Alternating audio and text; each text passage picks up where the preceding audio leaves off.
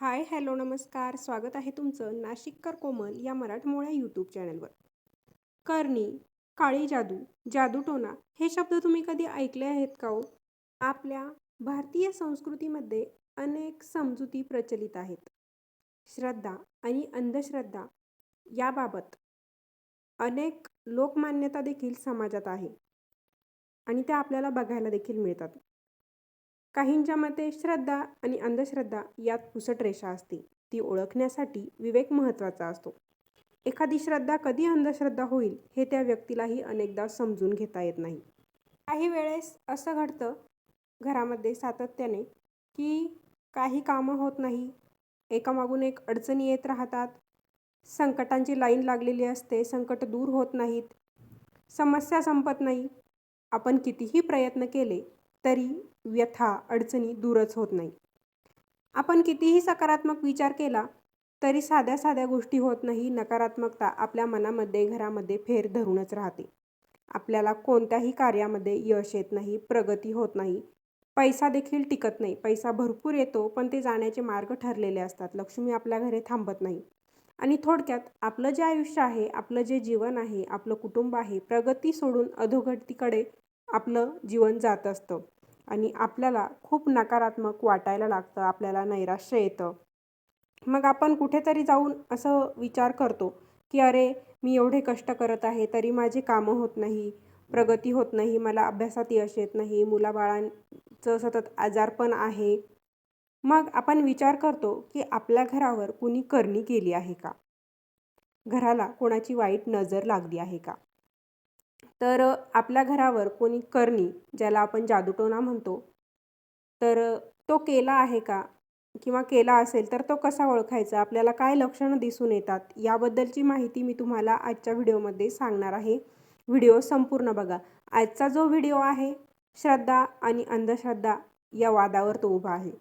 व्हिडिओमधून मी कोणतीही अंधश्रद्धा पसरण्याचा प्रयत्न करत नाही आणि असं तुम्हाला वाटत असेल तर तो निव्वळ योगायोग समजावा. आपलं जे दैनंदिन जीवनामध्ये समज गैरसमज आहे त्यानुसारच मी व्हिडिओ बनवलेला आहे.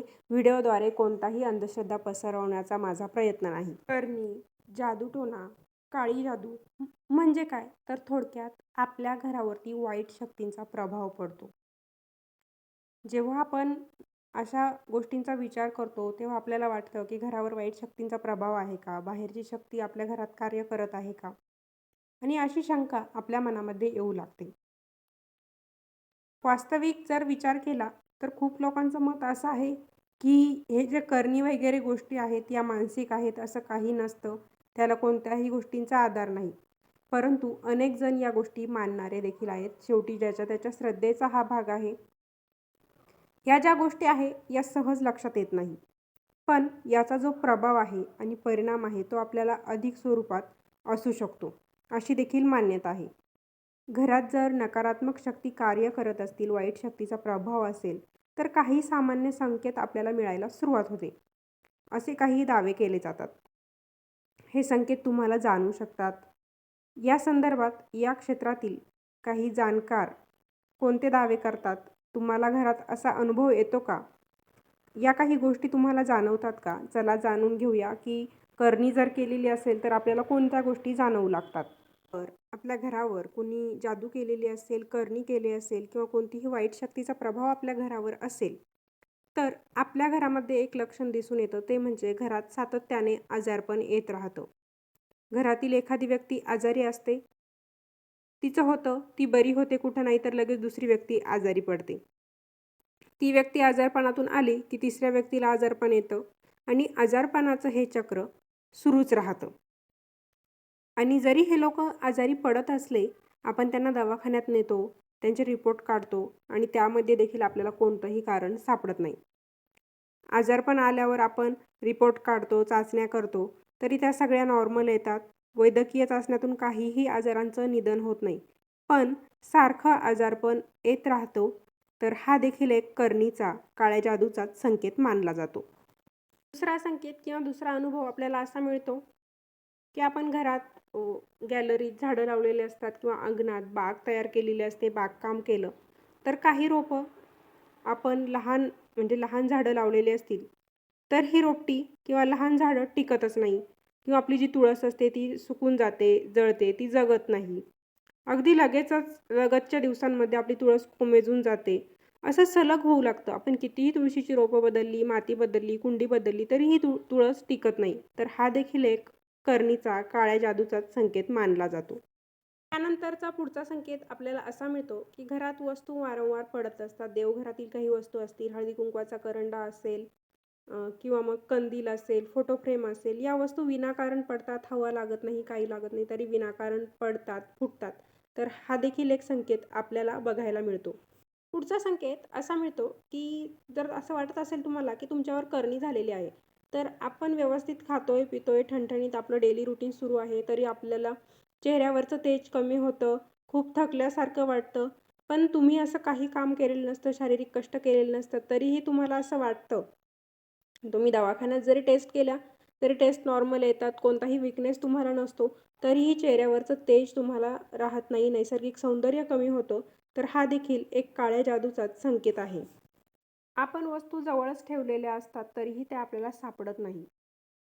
आपला खूप गोंधळ उडतो, चिडचिड होऊन जाते, विनाकारण आपण चिडचिडेपणा करायला लागतो किंवा आपल्या घरात आपण पाळीव प्राणी पाळलेले असतात, कुत्रा असेल, मांजर असेल, गाय असेल. तर हे जे प्राणी आहेत ते अचानक अस्वस्थ होतात, भुंकत राहतात, एकटक कुठेतरी बघत राहतात किंवा काहीतरी ते शोधत, मांजर असेल, कुत्रा असेल, तर ते सारखे घरामध्ये किंवा घराच्या आजूबाजूला फिरत राहतात, कुठेतरी त्यांना काहीही सापडत नाही. तरी ते एकटक बघत राहतात. अचानक ते भुंकायला लागतात विनाकारण ते किंवा मग घाबरतात. तर हा देखील एक काळी जादू केल्याचाच संकेत आहे. अचानक मायग्रेनचा त्रास सुरू होतो. काही कारण नसतं. खूप डोकं दुखतं. रात्रीला झोप लागत नाही. पहाटे 3-4 वाजेपर्यंत आपल्याला झोप लागत नाही. उलट दिवसा खूप आपल्याला झोपावंसं वाटतं. बऱ्याचदा आपल्या बाबतीत देखील असं घडतं. दिवसा खूप आळस येतो. कोणतंही काम करण्याची इच्छा आपल्यामध्ये राहत नाही. नुसतं पडून राहावं वाटतं, उठावंसं वाटत नाही. तर या काही गोष्टी अगदी सुरुवातीच्या आहेत, ज्यांना काळ्या जादूचे संकेत मानले जाते. आता हा जो व्हिडिओ मी बनवलेला आहे, तर यामध्ये बरेच लक्षणं आपल्याला आढळून येतात आणि हा जो व्हिडिओ मी बनवलेला आहे, तर तो कोणत्याही दाव्यांची पुष्टी मी केलेली नाही. आपण जी सामान्य गृहीतके बघतो, लोकमान्यता आहेत, त्यावरती आधारितच हा व्हिडिओ बनवलेला आहे. कोणत्याही अंधश्रद्धेला मी खतपाणी घालत नाही. अंधश्रद्धा पसरवण्याचा माझा हेतू नाही. तर असा होता आजचा व्हिडिओ. आजच्या व्हिडिओमध्ये आपण करणी म्हणजे काय असतं, काळी जादू म्हणजे काय असतं, जर आपल्यावर करणी झालेली आहे, काळी जादू झालेली आहे, असं आपल्याला वाटत असेल, तर आपल्याला कोणती लक्षणं दिसून येतात, कोणती संकेत आपल्याला अनुभवायला मिळतात, याबद्दलची माहिती जाणून घेतलेली आहे. तर अशी संकेतं तुम्हाला देखील जाणवतात का? ते मला कमेंटद्वारे कळवायला विसरू नका. व्हिडिओ तुम्हाला आवडला असेल तर व्हिडिओला लाईक करा, शेअर करा. चॅनलला अजून सबस्क्राईब केलेलं नसेल तर धार्मिक, आध्यात्मिक तसेच सणावारांचे व्हिडिओ बघण्यासाठी आजच नाशिककर कोमल या मराठमोळ्या यूट्यूब चॅनलला सबस्क्राईब करायला विसरू नका. त्या शेजारी एक बेल आयकॉन देखील दिलेला आहे, त्याच्यावरती क्लिक करा. म्हणजे नवनवीन व्हिडिओ तुम्हाला नोटिफिकेशनद्वारे मिळतील आणि तुमच्याकडून आपल्या चॅनलवरचा एकही व्हिडिओ मिस होणार नाही. करणी असेल, काळी जादू असेल, जादूटोणा असेल, हे ज्याच्या त्याच्या श्रद्धेचा भाग आहे. तुम्ही मानता की नाही मला माहीत नाही. जर तुम्ही मानत असाल तर त्याची काय लक्षणं दिसतात हेच मी तुम्हाला आजच्या व्हिडिओमध्ये सांगितलेलं आहे. तुम्ही जर या गोष्टी मानत नसाल तर तुम्ही व्हिडिओ बघितला नाही तरीही चालेल. पण आपल्या ज्या लोकमान्यता आहेत, आपल्या समाजात ज्या गोष्टी मानल्या जातात त्याच्यावरतीच आधारित हा व्हिडिओ बनलेला आहे.